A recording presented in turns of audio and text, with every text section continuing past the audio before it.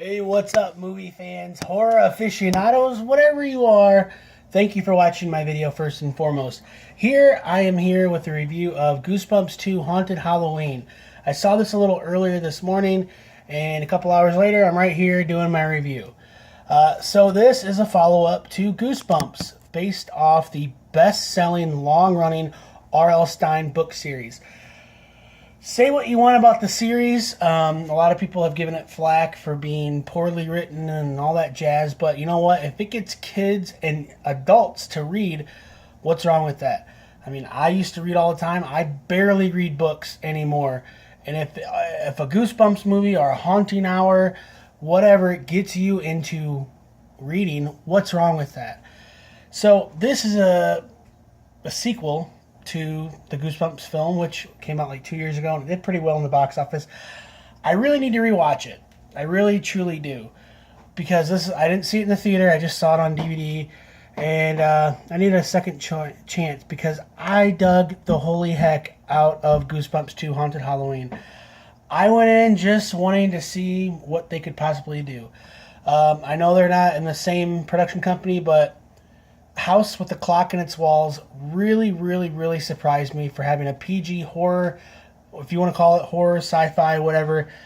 I'm like, wow, they can really make an entertaining and engaging PG horror film. Could Goosebumps 2 Haunted Halloween be the same? And I was very pleasantly surprised with it. There is something special about seeing a movie in a movie theater, so I really dug it. I need to give Goosebumps a second chance. But anyway, this movie doesn't have any of the characters other than a few monsters reprising roles. But it focuses on three teens. Sonny, played by Jeremy Ray Taylor, who you may know as Ben from the 2017 It film. And Khalil Harris, Sam. They are two best friends who have different things going in their lives, but they're best friends, and they are also synonymous with being like outcasts, very relatable, identifiable characters. Sonny is working on this Tesla coil thing, trying to work on a big project that he's got going. His best bud, Sam, is an entrepreneur, and he is trying to find junk and resell it and make money. I don't blame him one bit. Sonny's older sister, Sarah, played by Madison Isman. She is a young lady who is relatable, even though I'm not a young lady, who is going through the motions with a potential boyfriend and is trying to get through teen life while at the same time apply to college. And she is freaking out about an assessment that garners encapsulates her entire life in an essay. Well, it all goes awry when one of the junk adventures that Sam and Sonny go on finds them some pretty interesting stuff. Along with some bullies along the way, they have to figure out how to get through an average day in teen angst and all that stuff. And there's also some supernatural stuff that comes along. We see Slappy, probably the most iconic Goosebumps character ever. We saw a little glimpse of him, I believe, in the first movie, but man, he is a big prime role in this. He is this dummy that has come to life, and he has decided that he wants to wreak havoc on this small town and eventually the world by bringing to life inanimate objects, monsters, and make them do his bidding. It's a fun, silly, goofy, kind of scary movie. Obviously, I wasn't like petrified, but there are things in here that look really cool. There are like these three witches that just, the design's beautiful. In the first one, keep in mind, like I said, I've only seen it on DVD on my 55-inch HD TV, but some of the monsters looked better than others in the first movie. All of these in this movie looked really good. The Abominable Snowman, the werewolf, they looked better than they did in the first one, and I give them a lot of props. I know they dropped one of the production companies and they picked up another one, I don't know.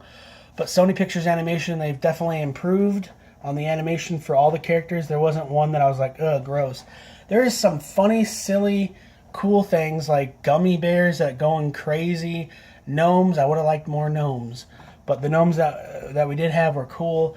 There's just a lot of funny references. Like there's an It reference that I laughed out loud at. Like props for that. Thank you very much. There's just a lot of quips. Like Jack Black does the voice of Slappy, and he portrays a certain person in this film, and it's awesome. I really dug it. He's funny. Like the rapport between the kids is just funny, and you know, it's not like this opus film. It's just a fun PG horror film. There is a cameo. I don't want to spoil. There are some cool things in this movie that are worth checking out.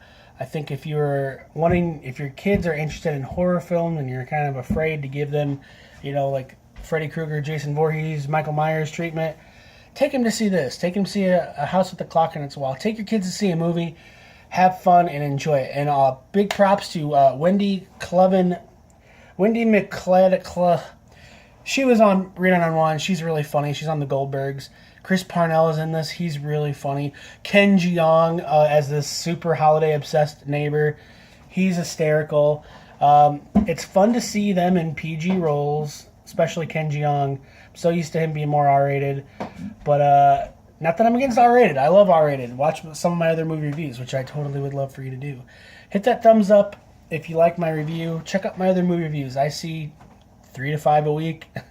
And I love movies. I'm obsessed with movies, and I love horror. So check out some of my other reviews. Thanks so much for watching. If you have a recommendation for another movie you want me to watch, to check out, to avoid, leave it in the comments, and I'm going to do my best to watch some of those movies. Chances are I've already seen it, but maybe I'll see it again. Have a great day, and watch some movies.